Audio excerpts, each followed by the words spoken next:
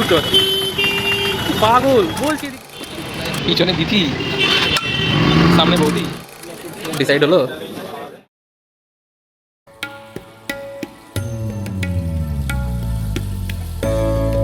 Hello everyone, welcome back to my YouTube channel the D time.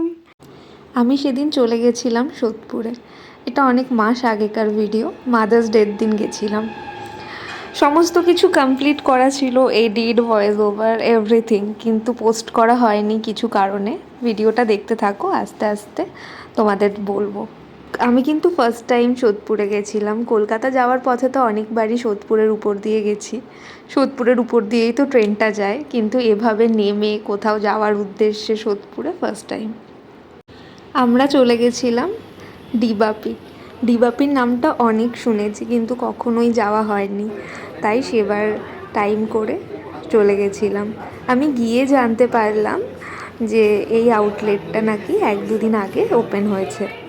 আমি গিয়েছিলাম তো 1-2 দিন ওপেন হওয়ার পরে, কিন্তু এখন যখন আমি পোস্ট করছি তখন তো 1-2 মাস হয়ে গেছে এই আউটলেটটা খুলেছে। আমি তো ঢুকে দেখি যে অনেক লোক সেদিন ওয়েটিংয়ে ছিল, আর তখনও কিন্তু কাজ চলছিল, কাজ কিন্তু তখনও কমপ্লিট হয়নি।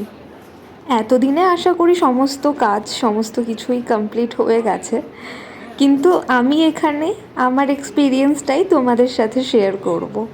ঢুকতেই এখানে নাম এন্ট্রি করার ব্যবস্থা ছিল, আর বললো ওয়েট করতে। অনেকটা সময়ই আমরা ওয়েট করছিলাম, প্রায় 40-50 মিনিট তো হয়েই যাবে।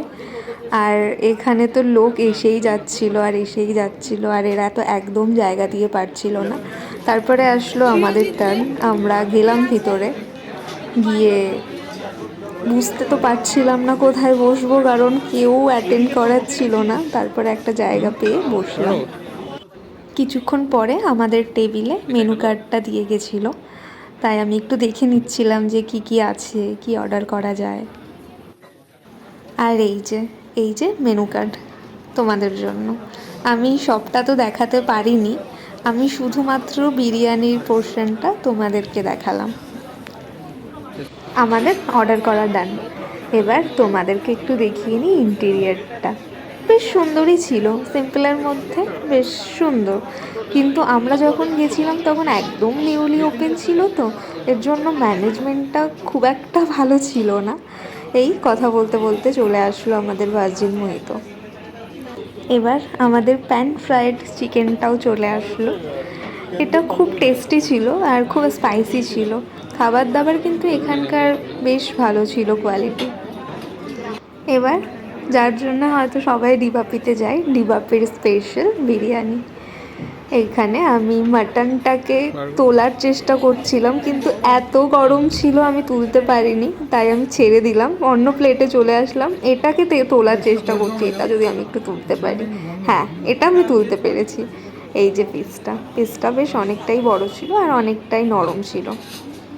তারপরে আমরা খেয়ে দিয়ে বাইরে এসে কোল্ড ড্রিঙ্কসটা খেলাম। বিরিয়ানির পরে কোল্ড ড্রিঙ্কসটা কিন্তু ম্যান্ডেটারি, মানে আমাদের তো লাগেই। পিছনে দিদি সামনে বৌদি, ও সবসময় আমার পিছনে লাগতে থাকে। যাই হোক, এরপরে আমরা চলে গেছিলাম পানিহাটি ফেরিঘাটে। ফার্স্ট টাইম সোদপুরে গেছি, আর পাশে গঙ্গা আছে, গঙ্গাটাকে মিস করলে চলে নাকি, তাই চলে গেছিলাম। পড়ন্ত রোদ, গঙ্গার পার, তখন তো গরম ছিল, গরমের বিকেল, গাছের পাতাগুলো হালকা হালকা নড়ছিল, পাখিগুলো দূরে উড়ে যাচ্ছিল, বেশ সুন্দর লাগছিল। এবার তোমাদেরকে কিছু শেয়ার করি।